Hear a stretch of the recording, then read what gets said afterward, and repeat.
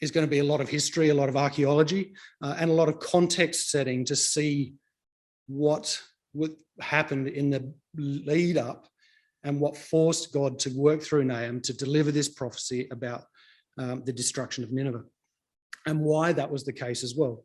So it's going to be quite a history lesson. We're going to go back over those things and pull them all out. And this period of history as well is incredible because of this. There's just a fascinating intersection between archaeological evidence and biblical history. So often there's a lot of biblical history which doesn't have archaeological evidence. It's hard to find. But through this period of the Assyrian Empire, particularly the latter end of the Assyrian Empire through Kings and Chronicles, it's incredible the amount of intersection that occurs, and that, for me, a bit evidential, I guess. But there's a lot of that comes out. So that's what we're going to be looking at tonight. The why and why Nahum was sent to, or wrote this, was sent to Nineveh potentially. We don't know if he actually did, and it doesn't actually say. I'd assume he did. And what happened in the lead up to that prophecy being delivered.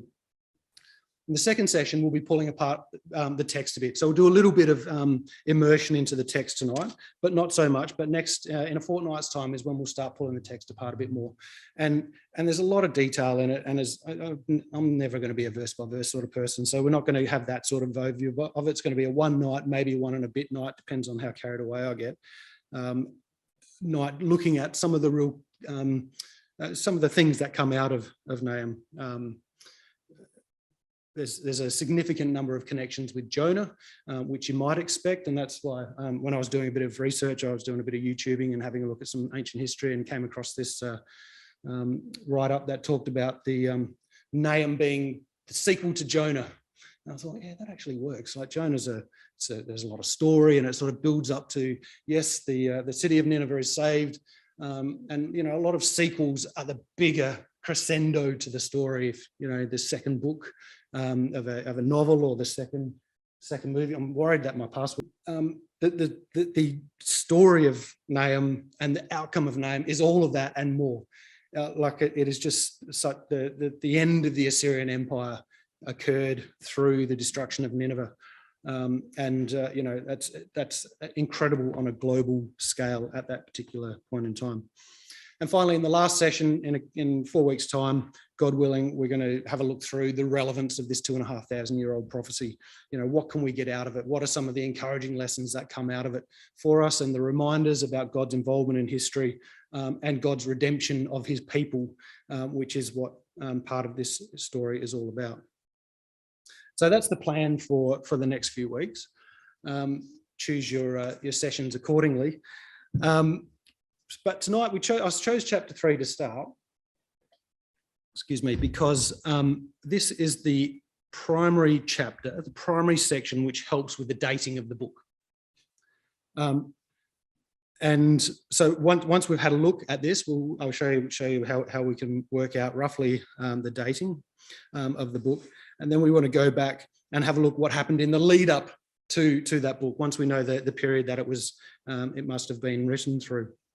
And really get some insight into why this prophecy was written, and what it must have meant to the believers who heard this, who heard this prophecy from Nahum when they saw what was going on around them, what they saw, with the Assyrian Empire coming down, knowing that it was inevitable, or believing at least in it that it was inevitable at some point that they were either going to end up in some foreign country or with their heads on a stake outside of the city that they lived in. So we'll cover that context over tonight.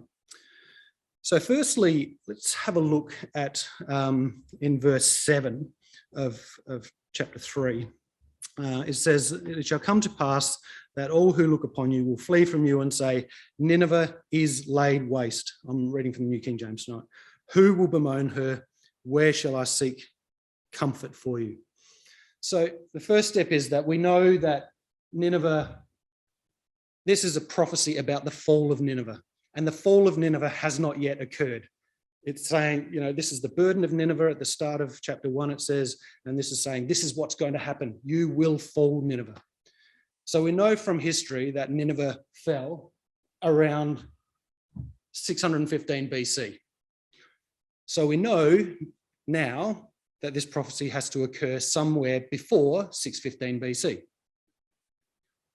Because if it was after that, then it would be writing retrospectively, which kind of removes the whole point of Bible prophecy.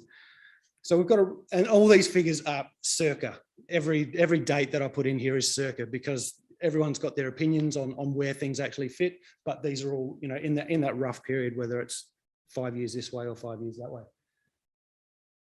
So we've got a date where it has to be finished. This is the one bookend. Now come over and let's have a look at verse 8.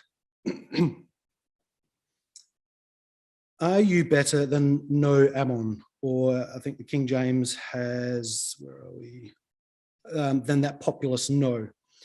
So that is Thebes. That's the city of Thebes in Egypt. My King James / New King James book has that in the margin. Yours might have too, I'm not sure. But Thebes is what I'm going to call it for the rest of the night when I refer to it. And that's the name that we'll go by. So are you better than Thebes, that was situated by the river, Nile, that had the water around her, whose rampart was the sea, whose wall was the sea? So here we have a comparison. The prophet is saying to Nineveh, are you any better than this country here, this city here that's already fallen? Right? Are you any better than Thebes? Thebes has fallen. You're no better than that. So this prophecy has to have been written after Thebes fell. Okay? So here we have the two bookends of where the prophecy must fit. It's got to be before the fall of Nineveh and after the fall of Thebes, somewhere in there, based on what these verses say. And like I said there, like I have there, Thebes fell around 663 BC. And we know that because Ashurbanipal, who took Thebes, left us a nice historical cylinder with some writing on it, which told us that this city, the whole of it, I conquered it with the help of Ashur and Ishtar.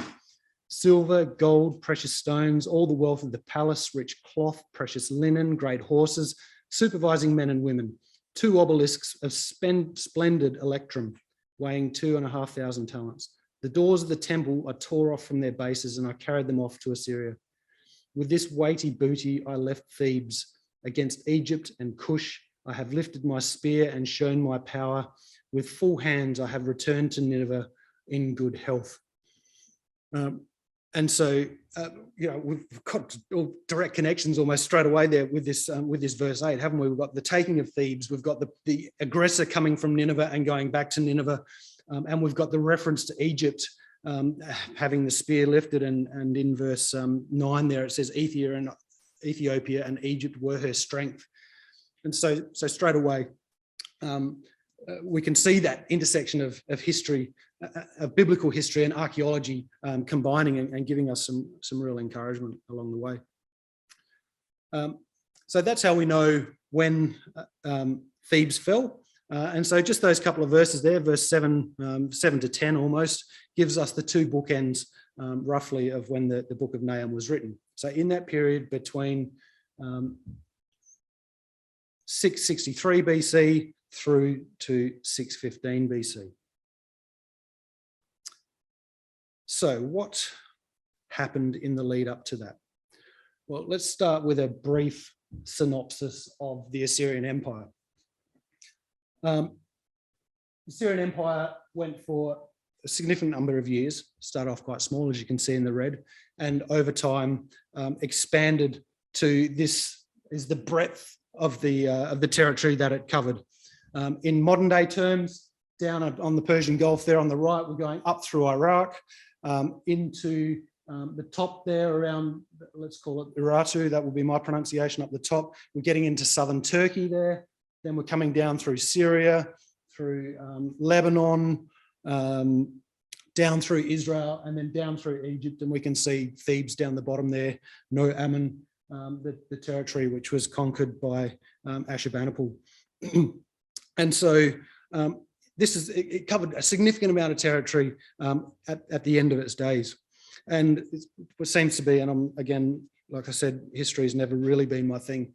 When you start expanding yourself and covering too much territory, history, from what I understand, tends to repeat itself, where eventually it just becomes too hard to manage. You've got people spread across the empire.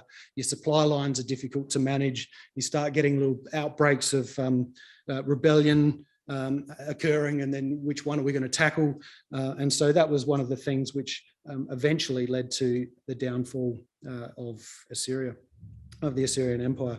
But at its peak, it covered around a significant amount of territory, as you can see, most of the Middle East.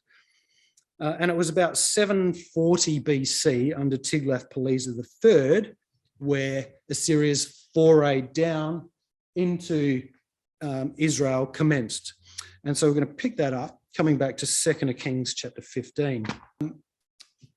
But tonight I can go into it in a bit more detail. I can put it on a map. I can show you what it is. I can show you what the Assyrian army was like as they came down. I can create a bit more of a picture of the terror that they created. And so we're going to go into it in a bit more detail tonight. So in 740 BC, 2 Kings 15, and we pick it up in verse 19. Pul, the king of Assyria. Now, if, again, this is not in your margin, it might be in your inspired margin, but Pul is Tiglath-Pileser III. So Tiglath-Pileser III, king of Assyria, came against the land, and Menahem gave Tiglath-Pileser III 1,000 talents of silver, that his hand might be with him to strengthen the kingdom under his control. And Menahem exacted that money from Israel, from all the very wealthy, from every man 50 shekels of silver, to give back to the king of Assyria. So the king of Assyria turned back and did not stay in the land. So here we have the first biblically recorded, at least, sojourn of the empire starting to make its way south down into the land of Israel, what's now Israel. Excuse me. And the tribute there is taken from Samaria, and we know that this occurred as well, not only because it's written there, but thankfully Tiglath-Pileser III left us a diary note about his tributes that he received. So he noted that he received, and I'm only going to, it's going to be hard enough to read the names of the cities, so I've highlighted them, and they're what I'm going to read. I received tribute from Commagene, Damascus, our previously referenced king of Israel, Menahem of Assyria, of Samaria, Tyre, Byblos, Q, Carchemish, Hamath, and so on. And so we can get a picture of the area that they're controlling there, because if I come back up to this map here, so that Commagene one is sort of southeastern Turkey, just up from Aleppo. I don't have a laser, I'm sorry, but let's say Cyprus is pointing in the right direction to take you up to where the Commagene was. Hamath is in Syria.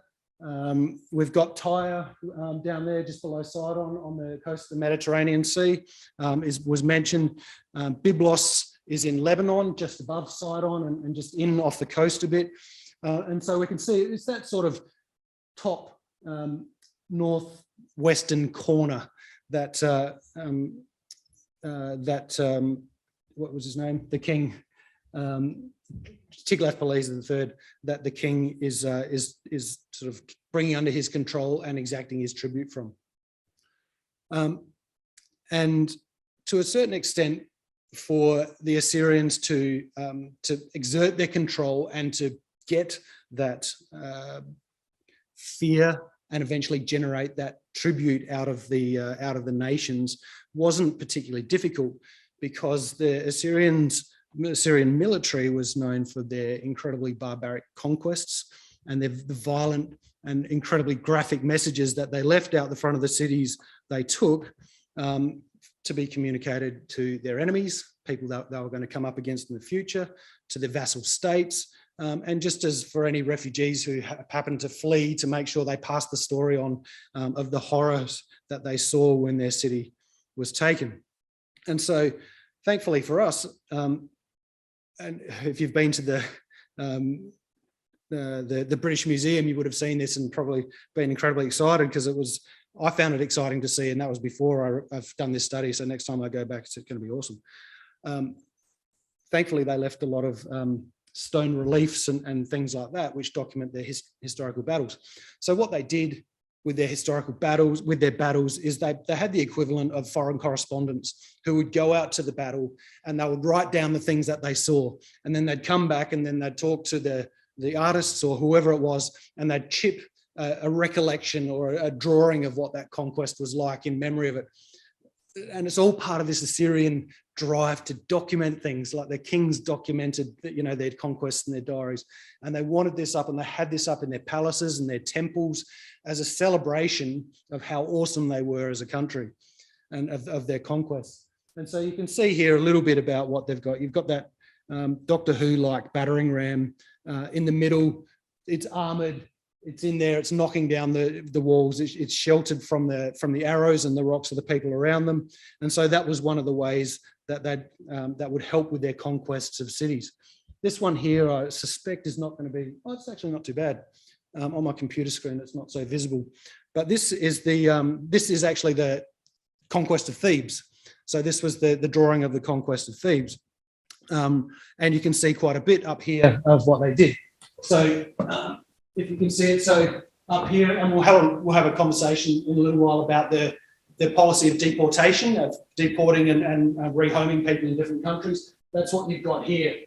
Families carrying their luggage and their possessions because they're expected to move to a new city and start living. And you can see that there. You've got the attack on the wall up the top here. This guy here apparently is fanning the door to one of the doors that he's put on that is lit. One of the gates. You've got the archers here with their shields up sheltering them. Here you've got some of the spoils. You've got the heads of some of the victims that they've put. There's obviously slaves that were taken away. You've got this guy here. They had protect these people that would come in and try and undermine the walls and chip away under the walls to try and undermine them. And obviously the ladders and the archers going up the ladders and the infantry behind who provided some element of cover by laying down a cover of arrows while they climbed up. And so you can see, that recollection that they had to show their people about the conquests that they were doing. And then this also is particularly barbaric. This was a Ashurnazirpal recalling his taking of a city called Tela. He said, "I built a pillar over against the city gate, and I flayed all the chiefs who had revolted, and I covered the pillar with their skins. Some I impaled on the pillar on stakes, and others I bound to stakes around the pillar. I cut the limbs off the officers who had rebelled. Many captives I burned with fire, and many I took as living captives. From some I cut off their noses, their ears, and their fingers. Of many I put out their eyes. I made one pillar of the living and another of heads, and I bound their heads to tree trunks round about the city. Their young men and maidens I consumed with fire. The rest of their warriors I consumed with thirst in the desert of the Euphrates." So you can see this brand of violence that the Assyrians wanted to put out there and wanted people to know them for. Because if you heard the Assyrians were coming, what are you going to do? Are you going to say, "No, we can stick this out"? Like when what they have done to other cities. And that news would have travelled around. Like I said, you would have had refugees who had managed to escape cities as they were being attacked, or prisoners who had managed to escape somehow, and they're going south. They're not going. They're not in the northwest where the Assyrians are. They're going south down to Egypt to try and find somewhere safe to stay. And they would have talked about it when they're going down through the various cities. I don't know, but I assume you still had merchants of some sort walking, going up and down the land, applying their trade. So they would have been talking about what they saw. I went past Lachish and saw this stake of heads out the front. You don't want to mess with those Assyrians unless you don't like your head. And so that news would have circulated through the country about this threat of the Assyrian Empire coming from the north. And so, and we saw that tonight as well. Actually, I won't get you to turn back because we're going to stay in Kings for a little bit. But that was that opening section about in Nahum 3. Now that you know that, maybe these words sort of mean a bit more. Woe to the city of blood! It's full of lies and robberies. Its victim never departs. So there's an endless source of victims. The noise of a whip, the noise of rattling wheels, of galloping horses, of clattering chariots, horsemen charged with bright sword and glittering spear. There's a multitude of slain, a great number of bodies, countless corpses. They stumble over the corpses. So those words in the opening of Nahum chapter 3 is exactly what, is exactly the brand of violence that the Assyrians were known for. And so this is one of the reasons why God brings it says it's time to, this is coming to an end. So back in Israel, everyone potentially thinks that they got off lightly. They ducked down, potentially came down to Samaria, threatened them a bit, got some money out of them, and went back north. And so everyone breathed a sigh of relief. The Assyrians have gone back. Hopefully they won't come any further south. But no, that is not what happened, because we know in chapter 15, Tiglath-Pileser comes back 5 years later, and around 5 years later, and takes the region of Galilee. So let's have a look in 2 Kings 15, verse 29. In the days of Pekah, king of Israel, Tiglath-Pileser, king of Assyria, came and took Ijon, Abel-Beth-Maachah, Genoa, Kadesh, Hazor, Gilead, and Galilee, all the land of Naphtali, and he carried them captive to Assyria. So it didn't take them long to come back. Maybe the tribute wasn't enough. Maybe they had run out of slaves, and that's why they took the inhabitants of these areas, the citizens of these cities, back with them to Assyria. But for whatever reason, they came back down and they took over these regions. And so suddenly the area of Galilee is gone. The area of Samaria potentially is still providing tribute, paying tribute through to the king of Assyria. But clearly the plans the Assyrian army have to head south are starting to come into play. And then it's only for another 15 years before the next incursion further south occurs. So around 720 BC, we come to 2 Kings chapter 17. So if you turn over a page, and we'll read verses 3 to 6. Shalmaneser, king of Assyria, came up against him, and Hoshea became his vassal and paid him tribute money. And the king of Assyria uncovered a conspiracy by Hoshea, for he had sent messengers to So, king of Egypt, and brought no tribute to the king of Assyria, as he had done year by year. Therefore, the king of Assyria shut him up and put him in prison. Now the king of Assyria went throughout all the land and went up to Samaria and besieged it for 3 years. In the 9th year of Hoshea, king of Assyria, took Samaria and carried Israel away to Assyria, replaced them and placed them in Halah by the Habor, the river Gozan, in the cities of the Medes. And over in verse 24, the king of Assyria brought people from Babylon, Cuthah, Ava, Hamath, and from Sepharvaim, and placed them in the cities of Samaria instead of the children of Israel. And they took possession of Samaria and dwelt in its cities. So Israel has gone. Galilee's gone. Samaria's gone. Those northern tribes of Israel are now under the control of the Assyrian Empire. and potentially a lot of them even removed. And this is the first reference that we have here to this Assyrian policy of forced deportation and resettlement. Israelites were put somewhere else, someone else was brought here. And it's interesting, there are a couple of different reasons why they did this. The most obvious one that I thought of, at least, was if you separated people from their culture, from their homeland, from the temperature that they're used to, from their temples and from all of that, you let them take whatever they can, like we saw in the fall of Thebes there, whatever they can on the back of a mule.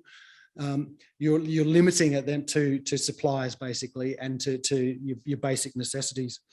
And so when you move them to a new environment and force them to confront, to deal with where they're at, you increase your chance to try and break them and to assimilate them into this new identity that they have as an Assyrian citizen, if you'd like to call it that.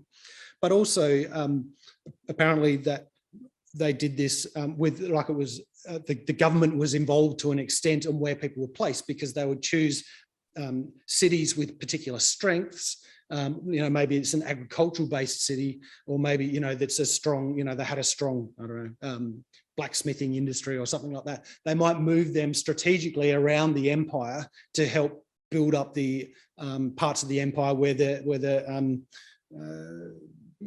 agriculture wasn't happening. And so there was a bit of strategy as well about where certain skilled groups of people or families or towns would be moved to help the economic development of the empire. Yeah, it was. So Shalmaneser and Sargon took the region of Samaria.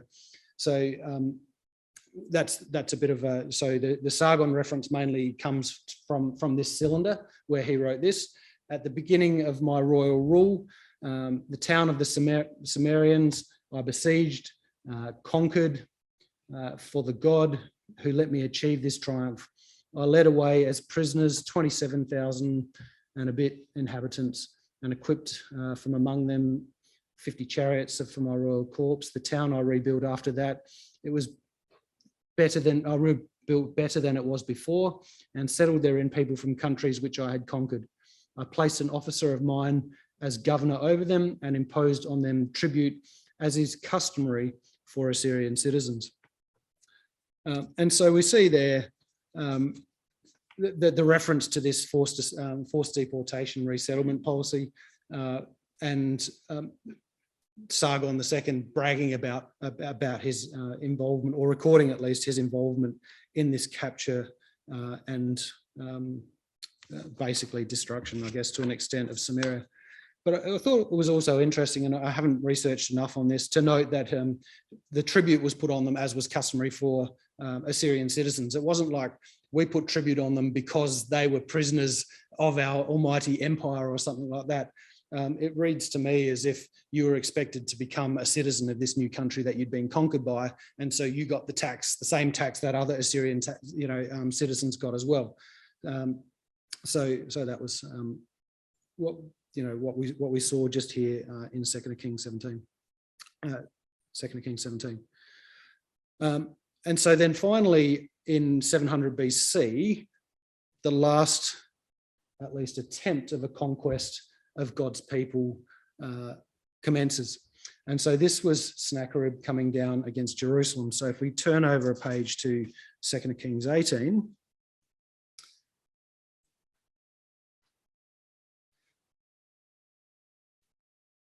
so Hezekiah would have, he was a good king. He would have known that they were coming at some point. When you've seen Galilee fall, when you've seen Samaria fall, you've got to know as a good king, this is very likely to happen. What am I going to do to prepare about it? Jerusalem has to be next in line. We're the capital of the area, and so we've got to be next in line. And we know from 2 Chronicles that he did know at some point. He made that strategic decision to dig the aqueduct. So his city, if it was besieged, which was the Assyrian way of doing things, if it was besieged, then they would have a water supply and they could continue to survive for an extent, unless they found out where that water supply came from and did something about it. And so we read in 2 Kings 18, verse 13, in the 14th year of King Hezekiah, Sennacherib, king of Assyria, came up against all the fortified cities of Judah and took them. Then Hezekiah, king of Judah, sent to the king of Assyria at Lachish, saying, I have done wrong. Turn away from me. Whatever you impose on me, I will pay. And the king of Assyria assessed Hezekiah, king of Judah, 300 talents of silver and 30 talents of gold. So Hezekiah gave him all the silver that was found in the house of Yahweh, in the treasuries of the king's house. At that time, Hezekiah stripped the gold from the doors of the temple of Yahweh and from the pillars which Hezekiah, king of Judah, had overlaid, and gave them to the king of Assyria. And so we know that this occurred, again, just if you needed confirmation, and I'm sure we all know about the Sennacherib prism, because he recorded the tribute as well. So as for Hezekiah, he wrote, in addition to the 30 talents of gold, so the 30 talents of gold was referenced here, 800 talents of silver. There were gems, jewels, large sandu stones, couches of ivory, house chairs of ivory, elephant hide ivory, elephant's teeth, a few other things there. Female musicians, male and female musicians. He had bring after me to Nineveh, my royal city, to pay tribute and to accept servitude. He dispatched his messengers. So we've got this record that Sennacherib left, his story of the engagement, let's say, with Hezekiah at Jerusalem, and there's no, not surprisingly, reference to the outcome of whether he invaded or whether he didn't invade Jerusalem, because we know from later on in chapter 22 maybe that Yahweh's angel goes through, kills 180,000 of them, and so they all return to Nineveh, minus the slaves, but with the booty that they managed to get out of Hezekiah. And so what we've seen is this expansion of the Assyrian Empire gradually over the top through the south of Turkey, down the coast of the Mediterranean coast, and down further into and to eventually take out most of the Israeli territory. And so we can get a picture of this build up to Nahum's prophecy. Now, that, like I said, that this conquest attempt down to Jerusalem was in 700 BC, but we know the bookends are still a bit further on from there. But this is the build up. This is what's happening in Israel, in the region. Israel has gone into captivity. Judah is only left. Judah has the pressure of what's going to happen. Is Assyria going to come down again? Yes, they went back after 180,000 people died, 180,000 soldiers, but are they going to come back again? Who knows if they're going to come back again? And so Judah still has this fear of what might happen. So this is what's led in the build up to the prophecy taking place. Now, the spoil that they took from the tribute that came in, and I'm actually missing a page of notes, so I'm winging it from here. The spoil that they took from the countries and the cities they invaded, and the slave labor that they got as well, was what was underpinned the growth and the beauty of this city of Nineveh. So this is an artist's impression of what Nineveh possibly looked like. There are still remains of Nineveh around today. It's just outside Mosul in Iraq, if you want to go and check it out. It's an easy place to get to, I'm sure. And so very, very beautiful. It was known significantly for the amount of water that they managed to get into the city. So they had a large number of aqueducts that were built, and we'll have a look at some of those in a minute, which helped move water around the country, which is obviously a dry country, not in this particular spot. But Sennacherib undertook a massive expansion. Maybe that was what happened when he left after getting decimated at Jerusalem. He went back to Nineveh and undertook a massive program of capital works in Nineveh and turned it into its I think the Wikipedia reference calls it basically like peak Nineveh. It didn't get any better than what it was like when Sennacherib's building capital works program took place. There was there's speculation about whether the hanging gardens of Babylon were influenced by Sennacherib's hanging gardens. He had so much water that came in that allowed them to put all sorts of plants and plant life. I can't think of the general expression for it around the city. He demolished a lot of buildings, made significantly wide plazas, built lots of temples to the gods of the cities they conquered, and turned it into something that must have been a real eye-opener for any of the poor Jewish citizens that might have been dragged off to Nineveh, being taken to the big smoke. It's like taking someone from, I don't know, Coolgardie to New York, I guess, that sort of equivalent. It would have just been incredible for them. And so this is the sort of aqueduct that they built to move water around. You can see in that bottom artist impression of how they work. That's the ruins up the top, which was part of the original aqueduct. And so this way they were able to move water around and were able to irrigate a lot of area that otherwise would have been too difficult to irrigate. Like I said before, the fascination with documenting and recording the different things that took place. They had the largest library that was ever that had been found. These are a few of the types of books, let's call them, that came out of the library. So one of the cool things that they did was they shaped so they had rooms based on different topics. And that was everything from agriculture to finance to the languages of the different countries. And they shaped the tablets in a certain shape. So I think off the top of my head, all the financial based records were the round records, but then you'd have maybe the agricultural ones with the small, the small squares, and the large rectangles were language. And based on the topic is what they shaped their tablets into. But they were just fascinated with making sure they documented things.